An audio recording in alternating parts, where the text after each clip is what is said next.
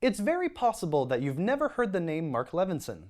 The brand started in 1972, specializing in manufacturing studio equipment, and has since expanded into everything from turntables to Lexus sound systems.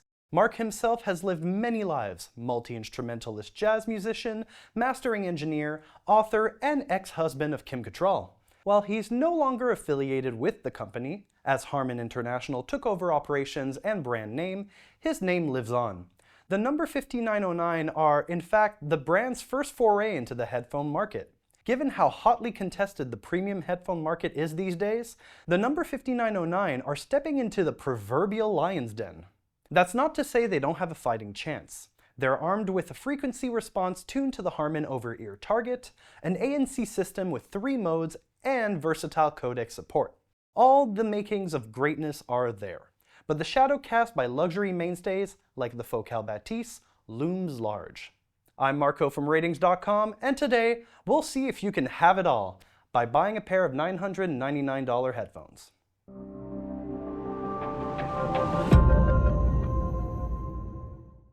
While we don't usually like to draw attention to the price of headphones, the Mark Levinson Nº 5909 are an exception to the rule. Make no mistake, $1,000 is a hefty price to pay for wireless headphones, especially when flagship models from brands like Sony cost less than half of that.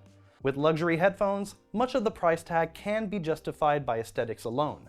In this sense, these headphones are equal parts audio accessory and status symbol. While they're not Dyson Zone levels of eye-catching, there are certain details that ooze class. The red contrast stitching on the headband, the grain of leather used on the ear pads and headband. Even zipping up the hard shell case feels like you're handling a designer handbag. These premium touches translate to both comfort and build quality too. The high-quality leather feels great on the skin, and the combination of anodized aluminum and dense plastic creates a sense of solidity. If you have a larger head, you might feel them clamp down on your ears a bit more than you'd like though. It's easy to see why the manufacturer also designs luxury car sound systems. These headphones are effectively the Rolls-Royce of over-ears. They're just as easy to drive too, thanks to their low impedance. Just don't rush off anywhere with them still on your head. While they're surprisingly resistant to up-down motions like headbanging, they can easily fall off with side-to-side motions. The controls are split between the left and right ear cups and give you quick access to some useful functions, like switching between noise cancelling and ambient aware mode, as well as audio playback and volume. Our only gripe is that the control scheme doesn't apply when connected via USB-C, as the volume and music controls are disabled. With the brand's high-end audio pedigree, you definitely expect fireworks in the sound department. Before we launch into this, some crucial context. Mark Levinson is a subsidiary of Harman International, a company that, among other things, brought us the Harman target curve. There have been many iterations of this over the years, and you can even find the 2019 in-ear target in our multi-curve graphing tool. These headphones are tuned with the Harman over-ear target in mind, essentially a target curve that represents their ideal of balanced tonality. Our own target shares some similarities with this curve, so it makes sense that the Mark Levinson's frequency response is quite well aligned with our target. The 5909's response is more energetic overall though, with a couple of bumps in the bass range and some extra emphasis on the high mid and mid treble range. While this kind of bright tuning is fun in short bursts, that extra treble can become a little grating over long listening sessions, when ear fatigue can set in. The response also changes subtly depending on your connection type and whether ANC is engaged. There's some scope for fine-tuning via the 3 bass contour presets, though they actually adjust more than just the bass. Still, it feels like a missed opportunity to include presets for other listening preferences, or even a graphic EQ. If you're new to the wonderful world of EQ, you can check out this video for a primer. When it comes to sound technicalities, the 5909 are no slouch. The left-right drivers are generally well matched in amplitude, phase, and frequency, with only slight mismatches that you'll struggle to hear in your tunes. The frequency response mostly follows their bright sound profile too, without much in the way of deviations.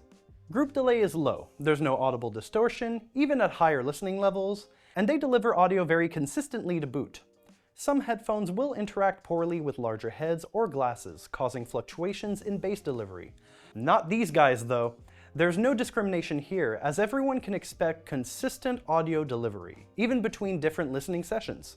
While sound can be subjective, noise isolation certainly isn't. Your listening preferences aren't going to stop that infant from bawling in the seat behind you, so it's up to the ANC system to step up. This is where we separate the wheat from the chaff.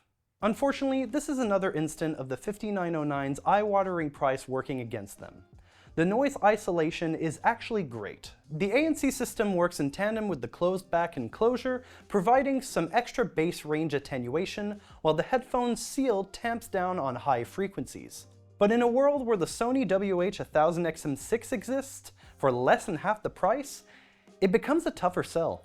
You can cycle through 3 different intensities depending on your surroundings, and at the highest setting, it works fairly well at diminishing the roar of airplane turbines and the rumble of a Harley-Davidson passing by your house at 4 a.m. It's worth noting that there's also an audible noise floor or hiss when ANC is engaged that could be bothersome in very quiet settings. All in all, it's hard to recommend these based on ANC performance alone. If you're considering these headphones, chances are that you don't want to splurge on another pair just to take some calls. Thankfully, the 5909's integrated mic is good enough to get by. The recording quality is hardly Abbey Road-worthy, but still gets the job done, cutting some highs and lows but still keeping your voice intelligible. The mic does a good job of separating your voice from your backdrop too, faring surprisingly well in the face of loud noises like passing trains. The battery life performance follows a similar trend, though this time our results fall short of the advertised numbers. The manufacturer advertises 30 hours of battery life with ANC enabled, but we measured a little over 18 hours. While this is still a very respectable figure, many modern wireless over-ears feature battery life that lasts more than 40 hours. The Sennheiser Momentum 4 Wireless, for example, clock in at a whopping 62 hours. So far, it's safe to say the Mark Levinson 5909s have left us whelmed, at least for the price. They haven't quite wowed us in any regards beyond their premium construction, so their connectivity is one area in which they could rise above mediocrity. On paper, it certainly looks good. They offer 2 different wired connection types, both USB-C and analog, for low latency playback. You can even use them for wired gaming in a pinch, though you won't be able to use their integrated mic. On the wireless side, there's a full range of Bluetooth codecs, the standard AAC and SBC, higher resolution options like aptX and LDAC, and the versatile aptX adaptive. The only catch is that when you connect to a device via USB-C, you'll disable the Bluetooth connection. There's also a companion app that you can connect to and access a limited range of parameters, though it doesn't offer much more than the physical controls. You can cycle through ANC settings, adjust the bass contour EQ settings, adjust the battery off timer length, and install firmware updates. But there's no graphic EQ, spatial audio, or even geolocation feature, so if you leave them behind somewhere, your chances of getting them back are vanishingly slim. Things get spicy when you start making comparisons between the 5909 and other luxury wireless over-ears from prestigious brands. Till now, we've been using their exorbitant price as both a yardstick and a stick to beat them with. But what happens if we compare them to other headphone nepo babies? Enter the Focal Batisse. These stylish over-ears certainly stand out more, thanks to their unique ear cup design. They have a similar feature set too, equipped with a solid ANC system, wired compatibility with a USB DAC mode, and premium build quality. Their balanced sound profile is probably easier to get on with for most, with a less sharp treble response and smooth bass. They have a longer battery life too, and come with the ability to shape their sound via a graphic EQ and presets. The Mark Levinson do have the edge when it comes to codec support though, with their LDAC compatibility. Still, the Focal have a certain French je ne sais quoi. Well, actually, the quoi is an extra $200 in your pocket, given their $699 retail price. It's up to you to decide if LDAC is worth that much. There's no shame in treating headphones as a status symbol.